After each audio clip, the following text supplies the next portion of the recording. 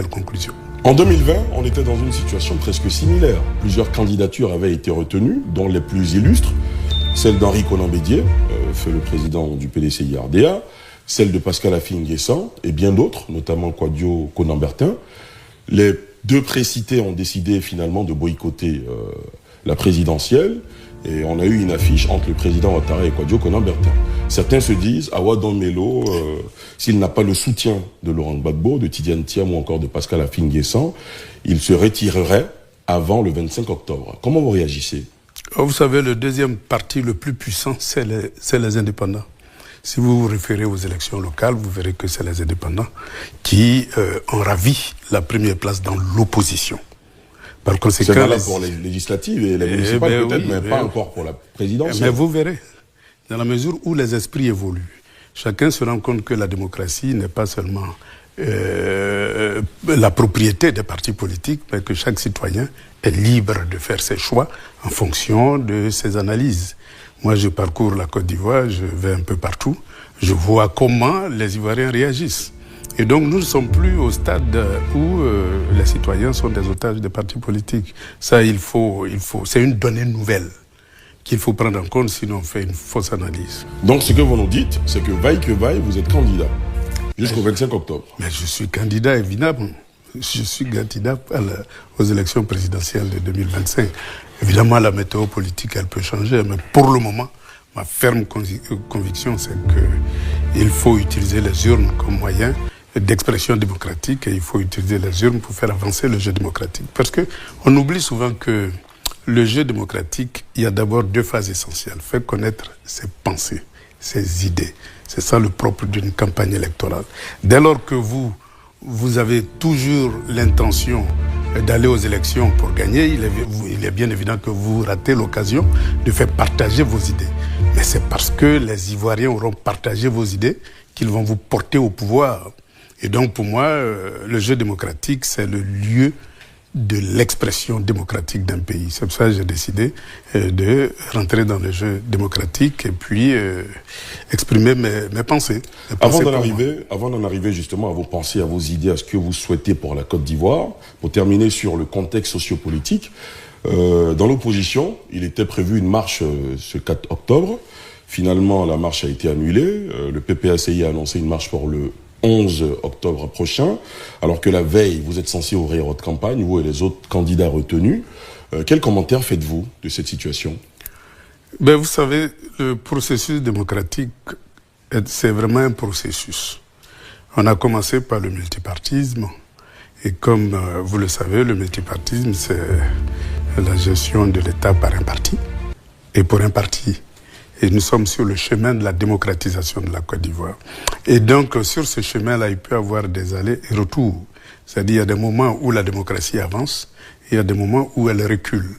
Et donc, la question des droits de l'homme, lorsque la justice est un instrument du parti État, et que la police et la gendarmerie sont des instruments du parti État, et que, parfois, le Parlement est entièrement phagocyté, eh bien, on criminalise pratiquement ses adversaires pour conserver le pouvoir. C'est la loi du pouvoir. Hein. Celui qui l'a veut conserver, celui qui l'a pas veut le conquérir. Et donc, dans cette dynamique-là, je pense que il faut toujours utiliser la ruse démocratique pour avancer. La ruse démocratique, c'est de vous soutenir. Oui. Par exemple, vous, un autre candidat de l'opposition. Oui. Est-ce qu'il peut arriver que vous, Simone Gbagbo, Jean-Louis Billon et Henriette Labou, arriviez à un consensus pour qu'une seule voix représente l'opposition à cette élection? Tous les schémas sont possibles dans la mesure où... Le jeu est ouvert. Oui, le jeu est ouvert. Simone et moi, nous partageons parfaitement la même vision de la société, le même parcours politique et la même idéologie. Et donc, nous sommes interchangeables pourvu qu'on puisse échanger pour voir quelle attitude il faut avoir vis-à-vis des élections. Et donc, nous avons amorcé la discussion parce que j'étais absent. Et donc, nous continuons de discuter. Alors, certains vous reprochent aussi d'avoir été longtemps absent en Côte d'Ivoire, pour vos fonctions notamment de représentation des BRICS. À cela, qu'est-ce que vous répondez? Parce qu'ils estiment que quand on est longtemps absent, ce qu'ils ont reproché notamment au président du PDCI-RDA, c'est qu'on ne maîtrise pas les réalités des Ivoiriens. C'est une erreur grave. Je suis sur le terrain politique depuis 83. Je crois que je ne suis pas resté les bras croisés depuis 83 jusqu'à aujourd'hui. J'ai parcouru la Côte d'Ivoire. J'étais à l'aube du multipartisme où j'étais responsable de la délégation du Zinkomwe où j'ai pu tisser d'énormes relations politiques. La preuve, c'est que la commune de Bongouano a été l'une des premières communes à avoir un maire FPI. Ça, c'est l'activité principale que nous avons menée qui a conduit à ce résultat-là. Et donc, depuis longtemps, je suis sur la scène politique, même quand j'étais en exil.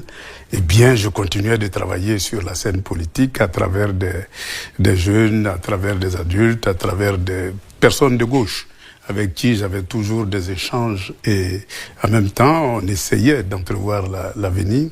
Et donc, je suis absent, mais avec les nouvelles technologies, on n'est jamais loin. Vous parlez de votre candidature et de vos idées. Alors, votre idée est portée par le concept de souveraineté économique, principalement. Oui. Qu'est-ce que vous entendez par la souveraineté économique?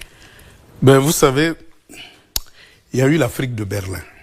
C'est-à-dire en 1884, les grandes puissances se sont réunies et puis ils ont partagé l'Afrique en plusieurs enclos, dont la Côte d'Ivoire. C'est pas nous qui avions choisi le nom, hein.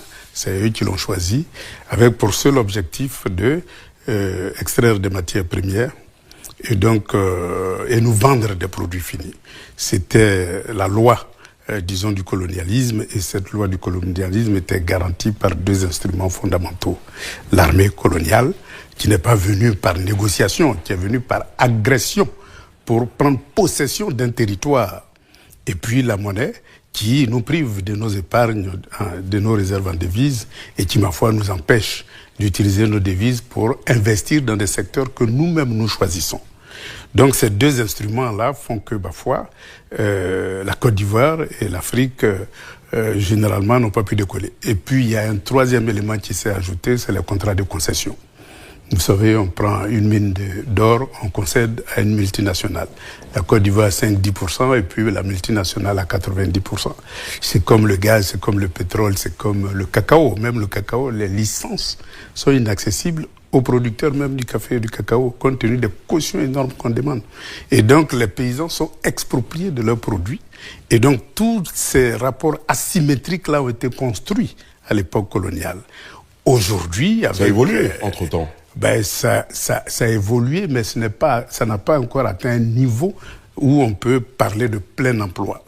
Parce que, vous savez, aujourd'hui, il y a beaucoup d'Ivoiriens dans le système scolaire. On a près de 8 millions de jeunes, de CP1 jusqu'à l'université. Et chaque année, on a 400 000 diplômés. Et sur les 400 000 diplômés, il n'y a que 100 000 qui trouvent un emploi moderne et durable. Les autres se débrouillent dans le secteur informel et en exil.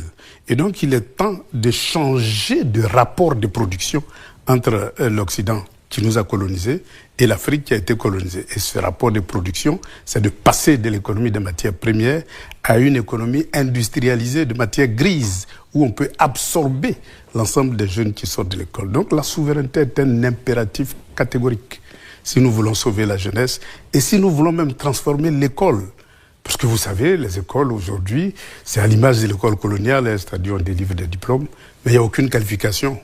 Je prends l'exemple toujours d'un diplômé de mécanique. Au tableau, il est excellent. Mais vous le mettez devant un moteur et il ne sait même pas comment on fait pour démonter un moteur. Ça, c'est être diplômé sans qualification. Nous devons changer cette logique-là pour passer des diplômes à la qualification, c'est-à-dire le savoir-faire et le savoir-faire. Alors, ça